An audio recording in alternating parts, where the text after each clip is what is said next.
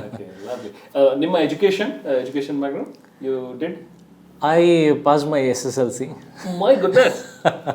Okay.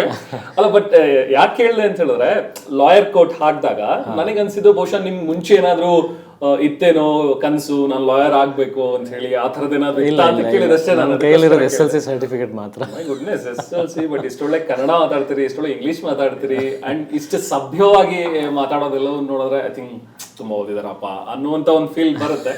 But anyhow education is just one part, but ನಾವು ಹೇಗೆ ಅದನ್ನ ಅಳವಡಿಸ್ಕೊಂಡು ಹೋಗ್ತೀವಿ ಅನ್ನೋದು ಬಹಳ ಮುಖ್ಯವಾಗುತ್ತೆ. So first time lawyer coat ಹಾಕಿದಾಗ ಅದಕ್ಕೆ ನಿಮ್ದೇ ಆದ ಪ್ರಿಪರೇಷನ್ ಏನಾದ್ರು ಮಾಡ್ಕೊಂಡ್ರೆ ಅಥವಾ ಯಾರನ್ನಾದ್ರೂ ಒಬ್ರು ಐಡಲ್ ಅನ್ನೋ ಥರದ್ದು ಅನ್ಕೊಂಡಿದ್ರ ಯಾರನ್ನಾದ್ರೂ? ಇಲ್ಲ, ಐಡಲ್ ಅಂತ ಅನ್ಕೊಂಡಿದ್ದಲ್ಲ.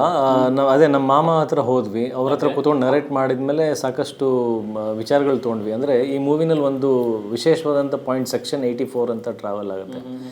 ಅದು ನಮ್ಮ ಭಾರತದಲ್ಲಿ ಬರೀ 4ರಿಂದ 5 ಕೇಸಸ್ ಪ್ರೂವ್ ಆಗಿರ್ತಕ್ಕಂಥದ್ದು. ಓಕೆ. ಸೊ ಆ ಒಂದು ಕೇಸ್ ಪ್ರಾಬಬ್ಲಿ ಅಂದರೆ ಸಿನಿಮ್ಯಾಟಿಕ್ ವೇನಲ್ಲಿ this is the 6th case ಅಂತ ಅನ್ಕೋಬೋದು. And that case is such controversial that ನಾಳೆ ದಿನ ಅದು ಮಿಸ್ಲೀಡ್ ಆಗಬಾರ್ದು. ನಾಳೆ ಆಡಿಯನ್ಸ್ ಅದನ್ನು ನೋಡಿ ಆ ಕೇಸನ್ನು ದುರುಪಯೋಗನೂ ಮಾಡಬಾರ್ದು. ಅದು ಅಷ್ಟು ಸೂಕ್ಷ್ಮವಾಗಿದೆ ಅದು. ಸೊ ಆ ವಿಚಾರಕ್ಕಾಗಿ we had to go and approach him. ಅದು ಕಾಂಟ್ರವರ್ಷಿಯಲ್ ಆಗದೇ ಇರೋ ರೀತಿಯಲ್ಲಿ ಹೌ ಟು ಹ್ಯಾಂಡಲ್ ಇಟ್ ಅನ್ನೋದೇ ಒಂದು ಚಾಲೆಂಜ್ ಆಗಿತ್ತು ಆ್ಯಕ್ಚುಲಿ.